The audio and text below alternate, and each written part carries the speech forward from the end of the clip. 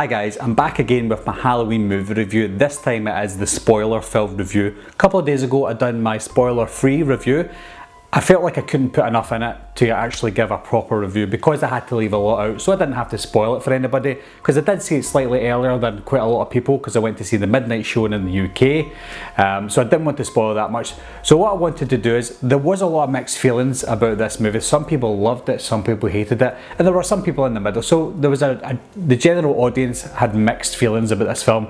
So I said to myself, what I'm going to do is I'm going to book an all viewing to see it before I do this proper spoiler review, just in case there's anything that I changed my mind on or anything that I missed that I didn't see the first time around. So I made lots of notes this time during this film, just to remember a lot of things, because there's a lot of things that happen in it, not only for the purpose of the movie. There's a lot of little Easter eggs about the original one and other Halloween movies, so I'm going to mention some of them, not all of them, because this isn't an Easter egg video, it's a spoiler review. So I'll mention some of them because sometimes they might have been a little bit overbearing for the story of the 2018 Halloween movie. So let's get into it all. So like I said guys, I made a lot of notes during the cinema with my trusty notepad. Oh yes, believe in magic. Quite a lot of notes here, so I have to go through them all because I started from the beginning to the end. So I'm going to go in sequence of the film, and that is starting with the font of this film. It was quite surprising, and I think it was a good thing. I'm not going to go through all the positives and then all the negatives, or vice versa. I'm just going to go through the movie as I saw it and tell you if it's a positive or a negative and how I think the story went. So yeah, the font. The reason I'm mentioning the font for this film is because they left the font out of all the advertising and the posters. The font for the advertising and the posters and the Blu-rays and stuff, I don't hate, but I don't love. It doesn't seem like Halloween font, the old Gothic serif font that we know and love from the original Halloween movie. But when we're into this film, it was very surprising to see that original font. So I loved the font in this film. One thing I was disappointed with, and then not disappointed with, was the intro to this film. It went straight into the movie, something that I didn't quite like to begin with, because it went straight to the documentary crew. And I was thinking, damn, I wish we'd seen that pumpkin. I wish we'd seen the classic intro that we saw in the original Halloween. So I didn't like that part, but then it went to Halloween, and then we had the John Carpenter score with the pumpkin, and this time was a good twist because not only did we see the pumpkin, we saw an old pumpkin that was all fungus and rotting away, and it was basically coming back alive. Basically it was a reverse pumpkin, and I liked that. It was a good symbolism for the revival of the franchise. It was breathing new life into the Halloween franchise, so it was a good little nod. Now the next point is about Dr. Sardine. We'll talk about Dr. Sardine throughout this review, but upon watching the review for the second time, there's a few things that you pick up that makes even less sense watching for a second time, and that is at the beginning of the movie, Dr. Sardine said he was a student of Dr. Loomis before he passed away, and it makes it all the more disappointing with the story that they went with Dr. Sardine. If he was a student of Dr. Loomis, and if he was a doctor, surely he would have been had a psych evaluation to see how sane he actually was. And for him to go and do what he did, we'll talk about that later on, but for him to go and do what he did later on in the movie, it just makes no sense. Even less sense watching it again because of his link and relationship to Dr. Loomis. Dr. Loomis is a smart man, or he was a smart man, and he knew a psychopath, he knew a crazy person, and the fact that Dr. Sardine was able to pretend to Dr. Loomis for all that time before he died that he was sane, it just doesn't make any sense. Now we've seen from the trailers that the documentary crew got a hold of the Myers mask. We didn't know how they got a hold of it before the movie came out, and they vaguely said that they had a friend at the Attorney General's office who happened to give them the mask. Now I think that was a little bit lazy writing, to be honest, because whoever gave them that mask, it was vital, well maybe not vital evidence, but it was important evidence and quite famous evidence that they just happened to be given by one of their friends. So I think it was lazy writing. I think they could have got the mask a better way. When the documentary crew went to meet Laurie, Laurie said that they were talking back and forth about Michael Myers, and she mentioned that Michael Myers killed 5 people. I'm glad that they changed that to 5 people in the actual film, because the trailers were stating that it was 3 people. I don't know why they've done that and then showed it in the trailers. Did they maybe dub out the 3 in the actual movie to 5? I don't know, but I'm glad they changed it to 5. Now, we don't need a huge backstory over the last 40 years about what happened to Laurie. It was sufficient when they mentioned that she had 2 failed marriages. She lost her kid when she was 12 years old because she was insane, basically, and she got her kid taken off of her. I would have liked to have gotten to know a little bit more about what happened. We did get a flashback scene by Judy Greer's character, just a slight flashback scene about how she grew up with her mum. But I would have liked to have seen that fleshed out a little bit more. I know the movie was 106 minutes already, but maybe another 1 or 2 minutes of a flashback of Laurie and her kid, or maybe Laurie and her failed marriages, because we don't know who her failed marriages are. Are they going to reveal something in a future movie? Possibly. When it cuts to Ray and Karen in the kitchen, Ray's having a little chuckle with himself about catching the rats or the mice, and he's telling Karen about a story about a boy named Lonnie. Americans will call him Lanny, but I say Lonnie because I'm from Scotland.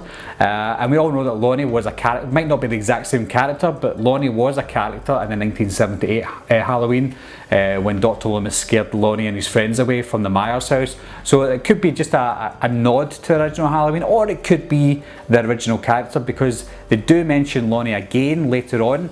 Cameron's dad is Lonnie, that's Alison's boyfriend, so her dad is Lonnie. And Ray used to hang about with Lonnie when they were kids, and that would make a bit of sense because Ray does look around about the same age as Lonnie would in 2018. Now, I'll get to one of the forced scenes in this film, and what I mean by forced is there was a lot of nods to some Halloween movies, especially the original Halloween movies. It's quite nice, I enjoyed that. At times, and I'll mention more in the future in this video, but at times it felt a little bit too forced and cheesy, and the first time that happened was when PJ Souls, who was in the original, you don't see her, she's a teacher in this film. She's talking about fate, and Alison is sitting at the table, and she looked out the window and saw her grandmother instead of her grandmother seeing Michael like she did in the original. Now, that would be more acceptable if that only happened twice. Once in the original and then in this movie, but it's happened 3 times now. It happened in the original with Laurie looking out the window and seeing Michael. It happened to Michelle Williams' character in Halloween H2O, seeing Michael out the window, so that was a nod to the original already. And then they used the exact same nod in this movie. I don't know if it was just lazy or just a nod that they really wanted to put in. They did change it by putting Laurie there, but it felt a little bit too forced, and because it was Laurie, it felt a little bit cheesy. Now, moving back onto Dr. Sardine, when Michael gets put onto the bus, Dr. Sardine speaks to himself and says, "Goodbye, Michael." So does that, obviously watching it a second time, you can kind of see more things that Dr. Sardine had more of an agenda, and his agenda was to break Michael out, basically. It's not clear if Dr. Sardine caused the accident when the bus turned over. Now, again, I think it is lazy writing, and there was better ways to do that with the bus crashing. Dr. Sardine, again, we can assume that maybe Dr. Sardine had something to do with the bus crash. It's not confirmed in the film, but we can assume that he had something to do with it. I think it would have been more realistic and better if it was Laurie that caused the bus crash, because we see Laurie outside of the Smith's Grove Sanitarium. She's drinking a bit of vodka, she's got a gun in her hand, she's wanting to kill Michael. She said she wants to kill him when he gets out. Now's her chance, he's getting out there. All she needs to do is cause that bus crash. Yes, it'd be stupid for her to do that because she's putting her family at danger, but she might think to herself, I'm a little bit drunk, I think I can kill him right here. So for her to cause the bus crash and Michael to get away would be a better, less cheesy way of him escaping. The documentary crew get a hold of a cassette tape from January 1979 of Dr. Loomis. Dr. Loomis is basically saying he needs to stay locked up and he needs to be killed immediately. He needs to be killed before he gets out or whatever. I like that because Dr. Loomis is mentioned and is used in it. Unfortunately for me, I don't think that sounded anything like Dr. Loomis. The person who done it did try. I preferred the Dr. Loomis voice from Halloween H2O. That seemed a little bit more authentic and like Dr. Loomis. Maybe it's because the lines he was mentioning was the lines from the original. In this one, it was good, but again, it just didn't sound too much like Loomis. I've seen a few reviews where people loved the voice of the guy who done Loomis. He wasn't bad, but for me, it just didn't sound like Loomis at all. Now, I like some of the undertones in this film about survival, and one of the lines I did like was when Ray was speaking to Karen about her mum, Laurie. Again, she always seems crazy to them in the scenes that she's in, and Karen kicks her mum out of her house again. She's like, get out of my house, you're crazy, go and get help.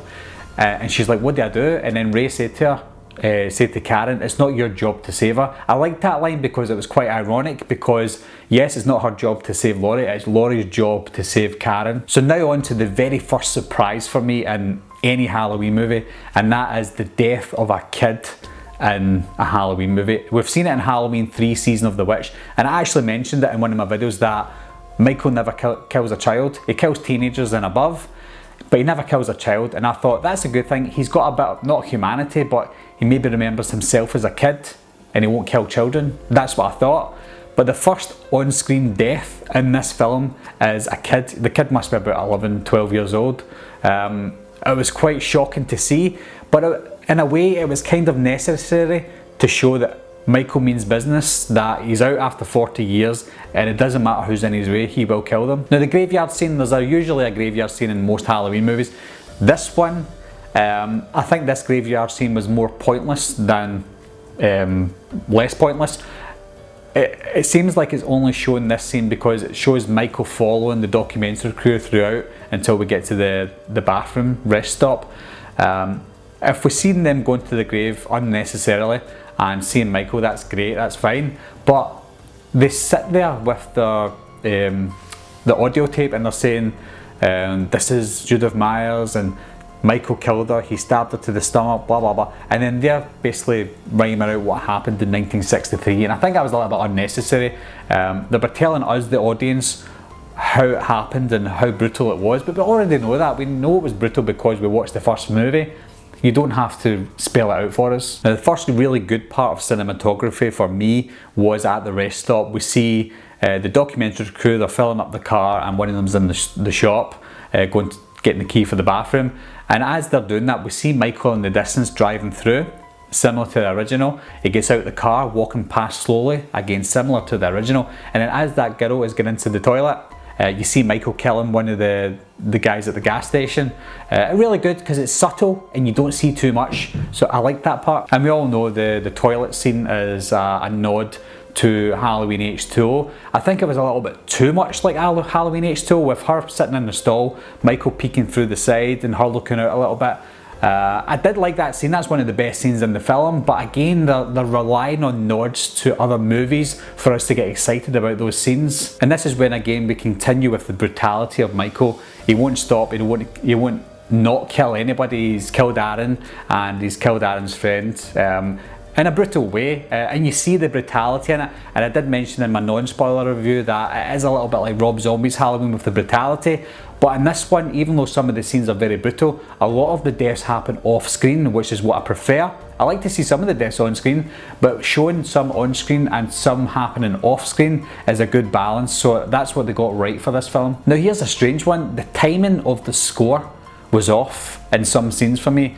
That beautiful tracking shot that we see from the trailer with Michael going to Mrs. Elrod's house, picking up the hammer, it was a great scene. It was very eerie in the trailer, but the timing of the score that they used in this, the score that they used in that particular scene felt like it shouldn't be in that scene. It should be a different part of John Carpenter's score in that scene. It felt off, but the score didn't ruin the scene because the scene was a prolonged scene that was really good and necessary and brutal, but the score took me out of that a little bit. Now the cheating boyfriend, for me in the writing, was lazy again.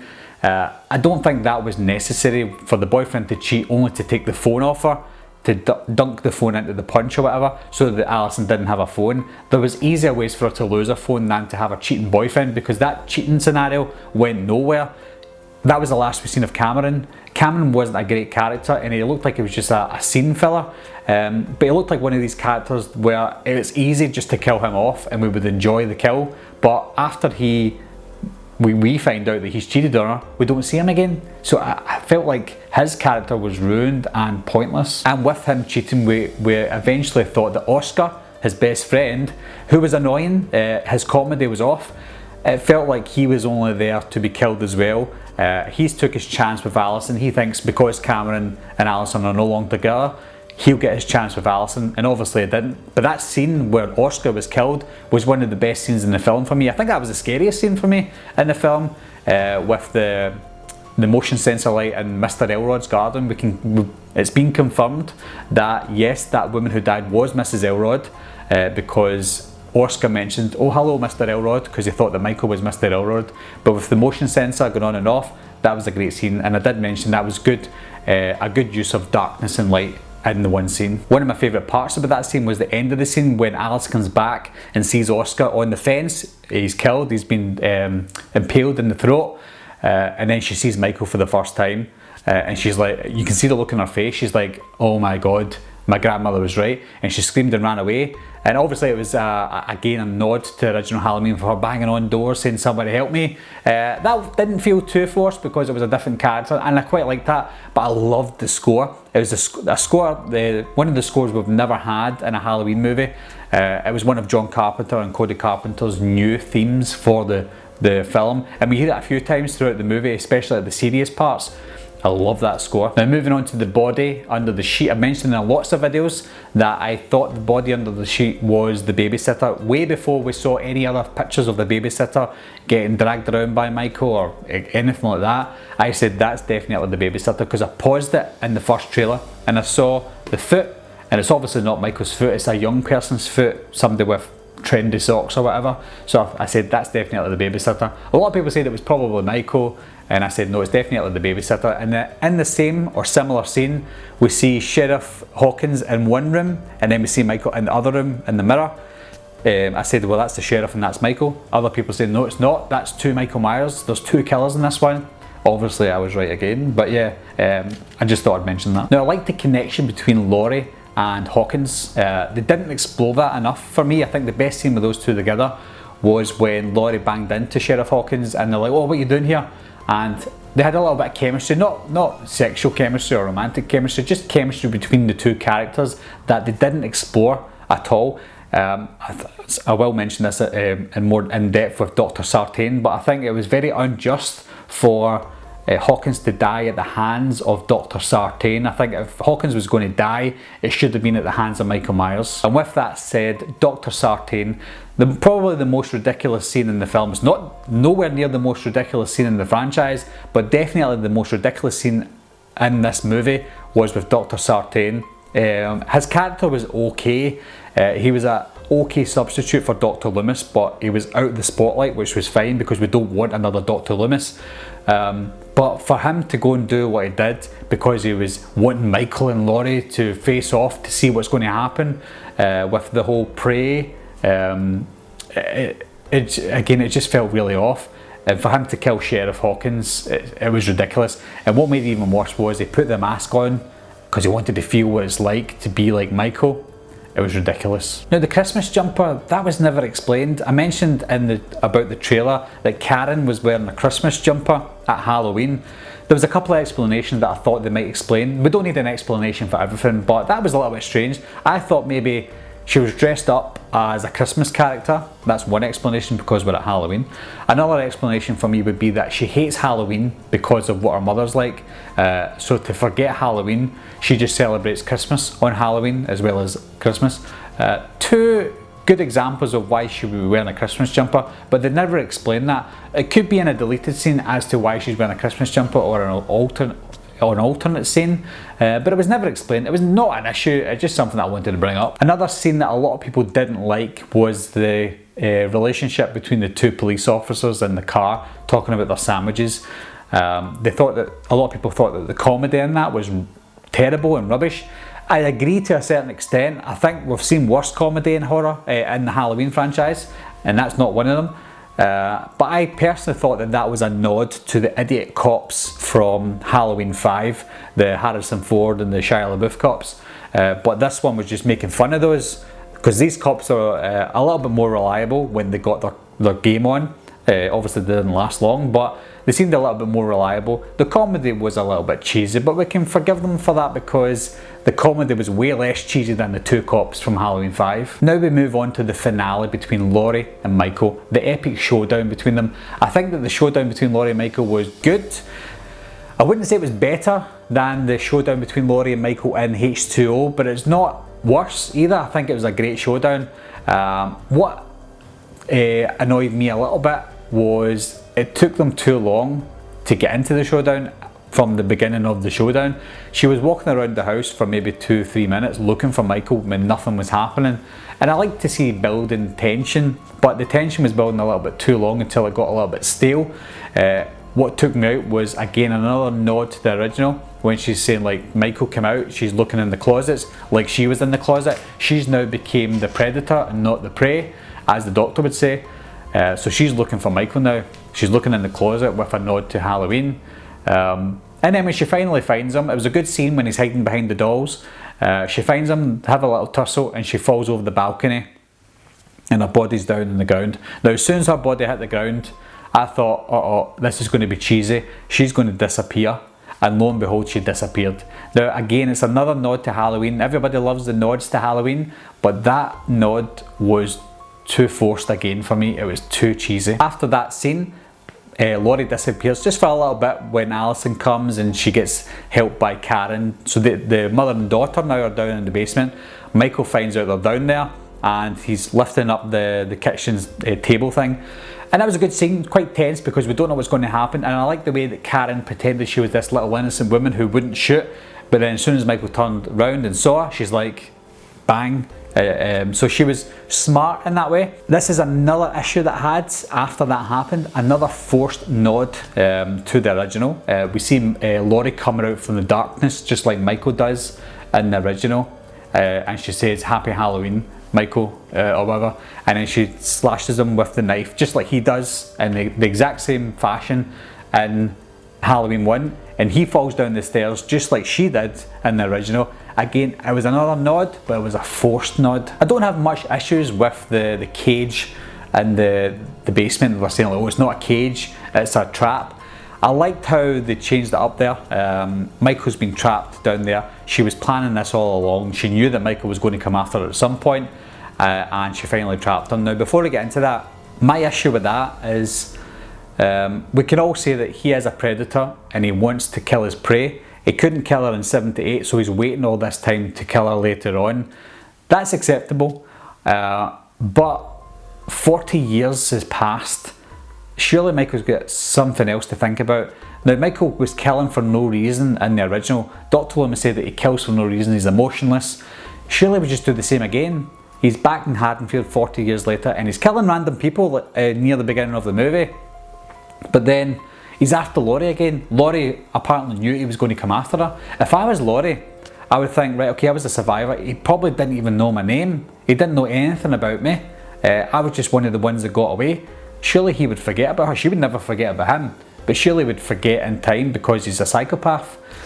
So I think that the whole trapping him and him going after her, it's pointless for him to do that. Just go away and kill somebody else. And before the end credits roll, we see Alison with the knife in her hand. I don't think Alison's going to be the next Jamie Lloyd or any psychopath. She's going to take over the knife wielding thing. She's not going to be the next Michael. I just think that's a nod that she is just kind of like Laurie now. She's a survivor. She's witnessed really bad things happen. She's killed Michael or helped to try and kill Michael, and she's holding the knife because she's scared now. So she's just like Laurie. And the last thing about the movie was basically the ending, the end credits. People say there's not an end credit scene. There is kind of an end credit scene. At the very end of the credits, we hear Michael Myers breathing. So we know that Michael Myers, well, we're assuming that Michael Myers didn't die in the fire under the stairs. There's lots of holes in the ceiling. There's a lot of ways that Michael can get out, basically. And we can assume Michael did get out and he's alive again. So if there is a sequel, I'm hoping it's set around about the same time, because Michael is 61 years old, he's getting on. He's been shot and stabbed a few times in this film and had a couple of fingers cut off. So it would be good to see, if there is a sequel with Michael Myers in it, that it happens quite soon. I want to see some sort of closure with Laurie Strode, because this film didn't seem like a closure for Laurie Strode. I know some people are saying it is a closure, but it's not, because we don't see his body burning like we did in the original Halloween 2. That was more of a closure movie than this one. This left it wide open for us because of that breathing at the end, and we don't see him burning physically. So It's not the end for Michael Myers, we can assume. The movie did make over $77 million at the weekend in the US alone. That's obviously screaming out for sequels as well. So there's time will tell about the sequel, but we'll talk about that in a future video. But after seeing the movie for a second time, with all the issues that I had, most people do talk about issues when they're doing movie reviews, especially detailed spoiler reviews. There was a lot of issues, a lot of cheesy scenes, a lot of nods to the original Halloween that annoyed me and took me out. Some really bad scenes, like with Dr. Sardine, some bad characters like Dr. Sardine and Oscar and Cameron. With all that being said though, you have to remember, guys, there's movies like Halloween, The Curse of Michael Myers, Halloween Resurrection, Halloween 5, Halloween 2 from Rob Zombie, Halloween from Rob Zombie, the remake. So there are really bad Halloween movies in the franchise, and for anybody to say that this is the worst Halloween movie in the franchise, they're kidding themselves on and they're over exaggerating. But on the other side, on the flip side, for anybody who says that this new movie is the best in the franchise, they're kidding themselves on as well, and they're just over exaggerating. Let it settle in a bit, maybe watch it a couple of times like I did. I still really enjoyed the movie. It's one of the better Halloween movies in the franchise. Nowhere near the best, but it's in the top half for me of the whole franchise. Anyway guys, this was a really long video. I hope you did watch it to the end. Let me know if there's anything you maybe noticed in the movie that I didn't talk about. Again, leave your comments down below. Let me know if you really did like it or if you didn't like it. Please explain why you liked it. Please explain why you didn't like it. Don't just say you liked it or you hated it. You've got to have an explanation as to why. And let me know if you did watch it more than once, because I think this does need more than one viewing. Anyway guys, thanks a lot for watching again. Thanks for subscribing. I'll see you soon. Bye bye.